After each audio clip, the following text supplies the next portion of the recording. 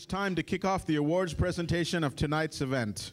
To present the first award, we welcome filmmaker and past MPAC Emerging Artist Award recipient. Please welcome to the stage, Lena Khan.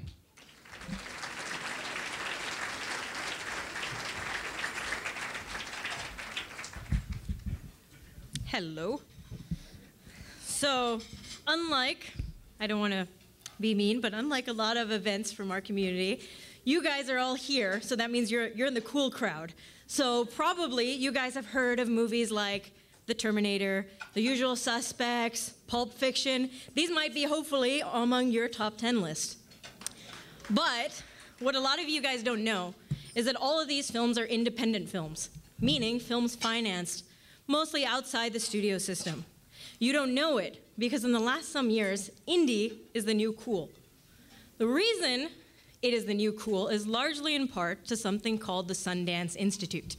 Most of you guys know this, but the Sundance Film Festival is easily the world's biggest showcase for independent film, launching filmmakers like Christopher Nolan, which again you guys are all cool enough to know, people like Quentin Tarantino, Steven Soderbergh, and many, many, many others. But in addition to that, the Sundance Institute also runs programs, labs, mentorships for filmmakers here and across the world for almost a decade now, running a special program for filmmakers in Muslim-majority countries. And that's something that a lot of programs don't do. But why is this important? To give you an idea, Sundance's feature film program cultivated films like Beasts of the Southern Wild from this year, and Amrika, I think previously recognized by MPAC. To give you an idea for those who aren't as aware, these are films about a poor African-American girl, and of all the misrepresented groups you could pick, and ones that are very hard to sell in Hollywood, a Palestinian. But because of Sundance's help, because they exist, one of those films went on to get nominated for Best Picture, and the second one is in every video store I've seen, making millions and changing the perception of millions in a way that 1,000 lectures never could. So now more than ever, we've talked about this. We need to tell our own stories. And I've worked in Hollywood many years now, and I've left for the independent film world because we're going to be a little honest here, and all the Hollywood people here, we love you too. But when we are able to represent ourselves and not be demonized, I guarantee you it's going to start in the independent film community. It's going to start, hopefully, from films like my own film, The Tiger Hunter. Please talk to me later about how to support. And also now, filmmakers in the Middle East who can finally tell their own stories. It's going to start from filmmakers whose films were launched, developed, or just made cool to a mainstream audience because of the Sundance Institute. So if you all can join me, I would like to recognize the Sundance Institute. I'd like to recognize Matt Takata, who's accepting on behalf of himself, Michelle Sater, and Paul Fetterbush. Before we bring them on stage to recognize them, we can give them a round of applause now.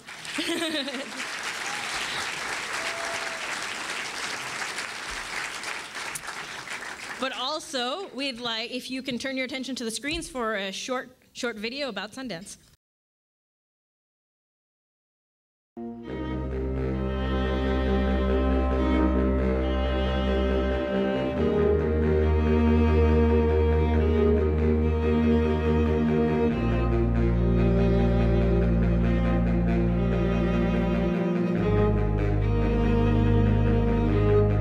In fact, I remember when I was starting Sundance, I thought, well, this is a new idea about films that were not likely to get a chance, films that were more unique or unusual.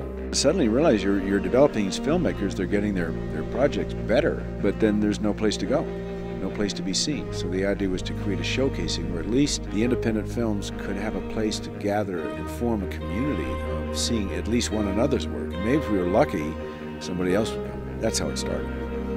And then it became what it is.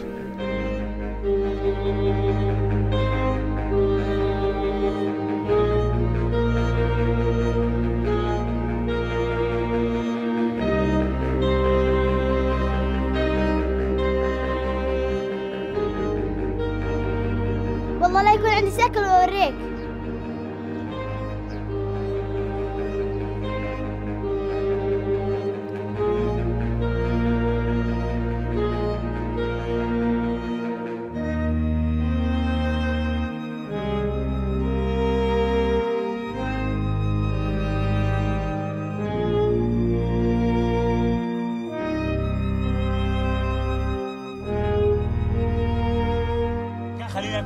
بالموت.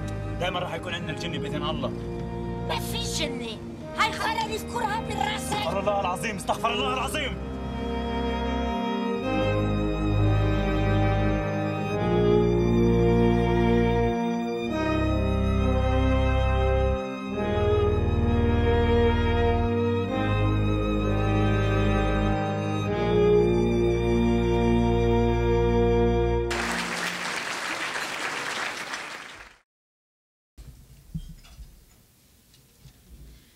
Now to accept on their behalf, if you can join me again in a round of applause for Matt Takata, who's unfortunately Michelle Sater and Paul Fetterbush can't be here, but if we can bring him on stage.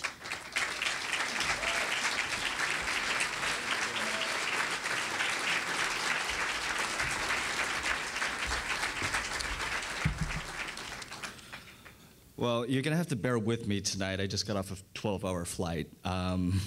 But I'm very happy to be here, and thank you to Salam and Dina and Suhad and everyone at the Muslim Public Affairs Council for this honor. On behalf of Sundance, Michelle Sater, and Paul Fetterbush, we're really honored and grateful for this recognition. Our Middle East film initiative was started in 2005 because, like MPAC, we recognized the rapidly evolving role of film in advancing ideas, movements, values, and presenting authentic images of Middle Eastern societies. The initiative is designed to identify filmmakers with unique artistic voices throughout the Middle East. And since its inception, has developed more than 80 feature-length films through both lab fellowships in the United States, Jordan, and Turkey, as well as granting and year-round creative support. I think we've seen a really nice cross-section of some of the films that have come through our program. But I think I'd really like to acknowledge both Wajda and La Attack, which are going to have release this summer and fall internationally, including in the US. And I think it's a good time to acknowledge Laura Kim, who's also here tonight and who has been working as a consultant for us. Thanks, Laura. And Laura's work is particularly important because I think there are many wonderful films that play at festivals, play at festivals, and don't quite find that the audience that they deserve. And Laura's role has really been to find the best distributors worldwide for these films and to make sure that they're heard in the right way. Sundance is currently at a critical fundraising juncture, and we really hope to continue our work in the Middle East. So this award is so important to us, and we're really grateful for this recognition. Thank you so much.